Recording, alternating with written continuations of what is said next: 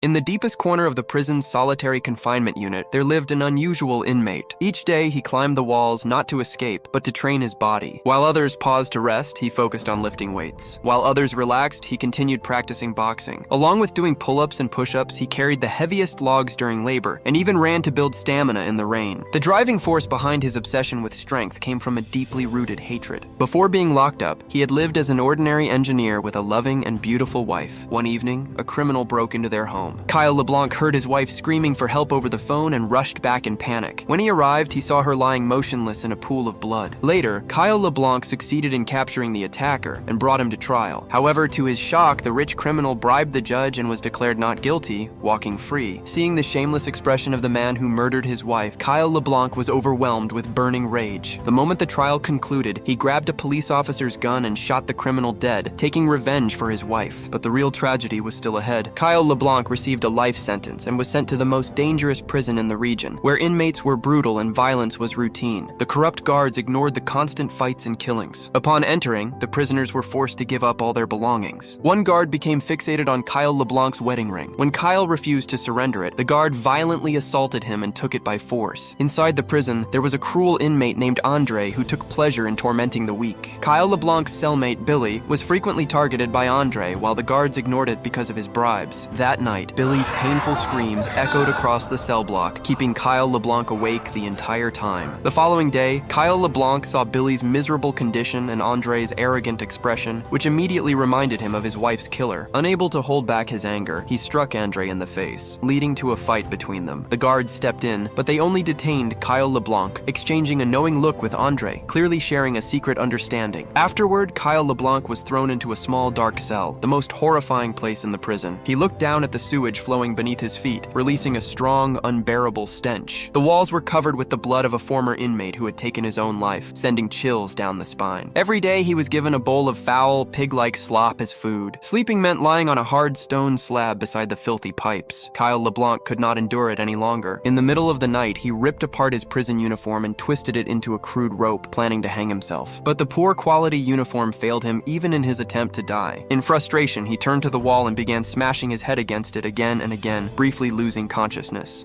At that moment, a moth drifted in front of him, hovering for a while before landing beside the food bowl. Kyle LeBlanc lifted the bowl, and the moth came to rest on the spoon, as if urging him to eat and stay alive. Deep within his mind, Kyle LeBlanc recalled his gentle, deceased wife, and his desire to live returned. He forced himself to swallow the difficult food one bite at a time. When Kyle LeBlanc came out of the dark cell, a guard moved him to another cell. It had 4 beds, yet only one inmate was inside. The guard coldly told him that a serial killer lived there, and had already killed his previous 3 cellmates. With a sinister tone, the guard added that if Kyle LeBlanc wanted to survive, he should pay him quickly to arrange a transfer. Soon after, Kyle LeBlanc was locked inside, and only then did he realize it was occupied by a dangerous man known as 451. Fear took hold of him, and the next day he approached the guard and handed over all the money he had managed to collect, hoping to be moved. The guard took the money but said it was not enough. Kyle LeBlanc understood he had been tricked, but had no choice except to endure it. He slowly discovered that the prison was split into 3 main factions that were constantly at war.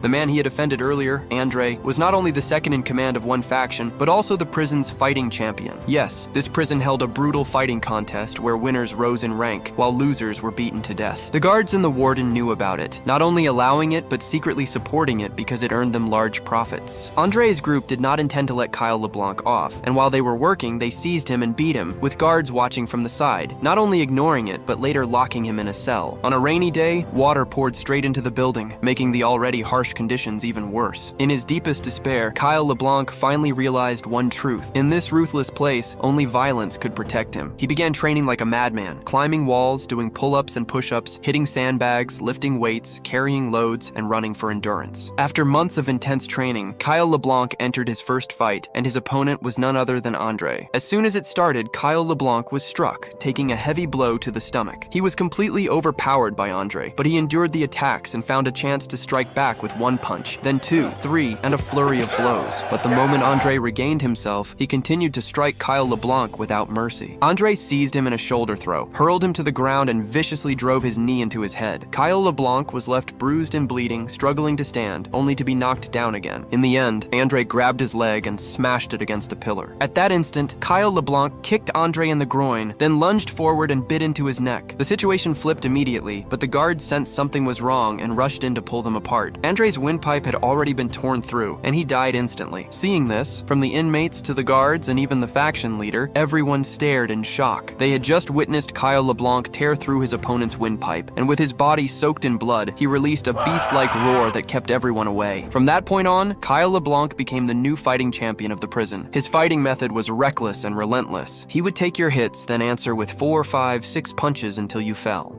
Since the match rules stated the loser would die, Kyle LeBlanc killed opponents one after another, steadily climbing in status. He cut his long hair and styled it into a neat pompadour, giving off the image of a boss. The one completely different from Kyle LeBlanc was his cellmate, Billy. Faced with the prison's violence, Billy only wanted to escape. He tried to break out multiple times, was caught again and again, yet never gave up. One day he used a stolen key to unlock the cell door, and was about to grab the hidden pliers when a guard caught him in the act. This time, Billy's fate was sealed. The guard handed him over to a massive man who tortured him until he was barely alive. Before dying, Billy told Kyle LeBlanc, "Don't become what they want you to be." Kyle LeBlanc finally understood his mistake and began to resist violence. Another fight came, and his opponent was the same hulking man who had killed Billy. However, Kyle LeBlanc chose to surrender and refused to fight back no matter how badly he was beaten. This caused the warden, who was watching the match, to lose face in front of the guests. He ordered the guards to capture Kyle LeBlanc and hang him on an iron frame, declaring he would remain there until he agreed to fight or died. Day after day, under the burning sun and pouring rain, Kyle LeBlanc quickly grew weaker, but he never gave in. His resistance began to influence other inmates, and they slowly realized that in this prison, the warden was the only one who benefited, while the prisoners were just sacrifices. As a result, conflicts between factions disappeared, and the arena fights came to an end. The warden's profit-making scheme collapsed completely. Through Kyle LeBlanc's persistence, peace finally overcame violence. However, the guards did not dare to kill him. If they did, wouldn't he become a martyr? One day, Kyle LeBlanc was released, and the warden finally decided to make an example out of him. But instead of ordering the guards to attack, the warden released another inmate, a massive, monster-like man nearly 2 meters tall. The giant loosened his collar and rushed toward Kyle LeBlanc, beating him without mercy and trying to strangle him to death.